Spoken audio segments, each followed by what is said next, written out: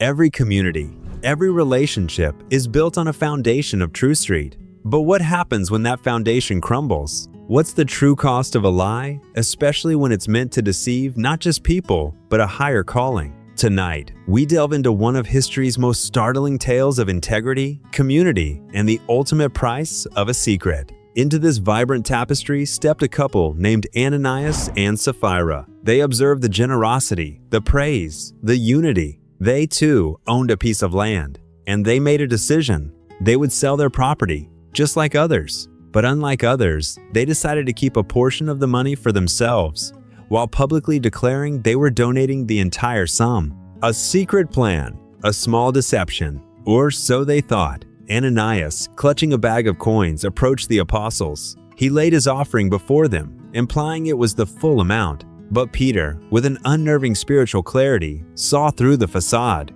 He confronted Ananias not about holding back money, that was his right, but about the lie. Peter's words were searing. Ananias, why has Satan filled your heart to lie? You have not lied to men, but to God.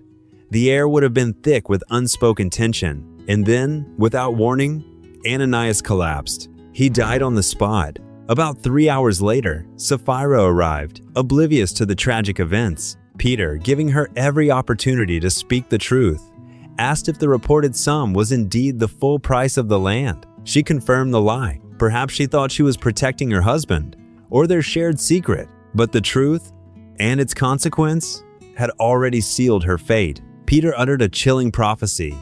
The very men who buried her husband were at the door, and they would carry her out too. And just like Ananias, Sapphira fell down and died. The immediate aftermath was profound. Great fear came upon the whole church, the scriptures tell us. Their scheme to keep money back for themselves, so they waited to see what she would do. Peter asked her, "Is this all the money you made from selling your land?" Sapphira had a chance to come clean, to own up to her wicked scheme and ask for forgiveness. And if she had, God would have showed her mercy. It wasn't just a story, it was a foundational moment, a stark reminder of the sacredness of honesty, particularly within a community built on shared commitment.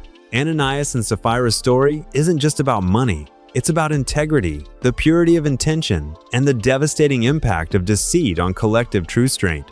It highlights that deception, even seemingly small, can corrode the very bonds that hold groups together. It teaches us that truth isn't just a virtue, it's a necessity for any healthy, thriving community, whether it's an early church, a modern organization, or even a family. While the specifics of their fate are unique to the biblical narrative, the core lesson remains timeless and universal. Every day, in every sphere of life, we face choices: to be fully transparent or to obscure, to build trust or to erode it with half-truths. The story of Ananias and Sapphira serves as a powerful, albeit dramatic, reminder that genuine connection, true community, and meaningful contribution require unvarnished truth. It asks us to consider, what are we truly giving? And what are we truly holding back? How much do we value the integrity that underpins all our relationships and collective endeavors? The story of Ananias and Sapphira challenges us to reflect on our own commitment to honesty and the value we place on trust within our communities.